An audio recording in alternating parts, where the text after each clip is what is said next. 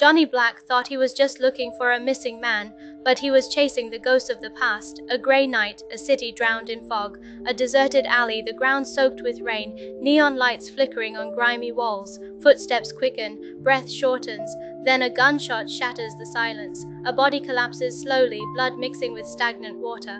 Johnny Black stands there, his eyes tell 1,000 stories, his gun still smoking.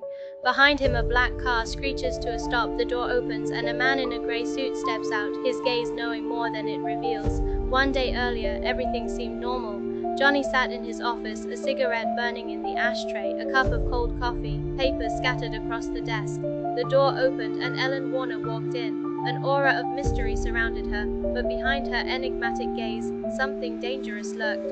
"My husband is missing. I need you to find him."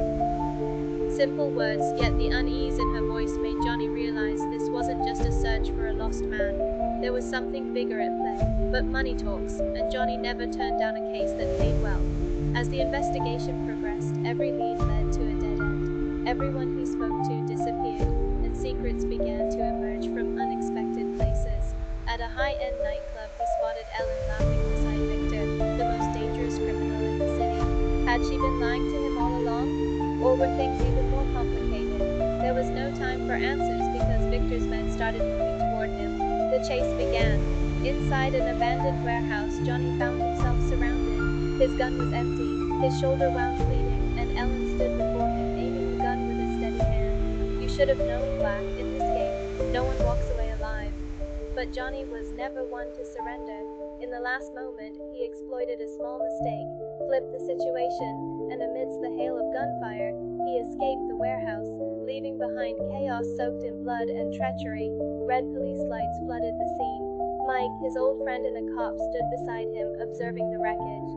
"You did it, Black." Johnny took a deep breath, looking at the city that had nearly consumed him. Then he raised his head with pride.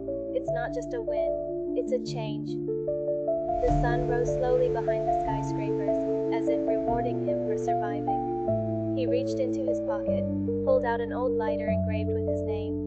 He stared at it for a moment, then tossed it into a puddle behind him, as if shedding his brutal past. The camera pulls back, shadows fade, and Johnny Black walks away, a man who reclaimed himself and won his battle.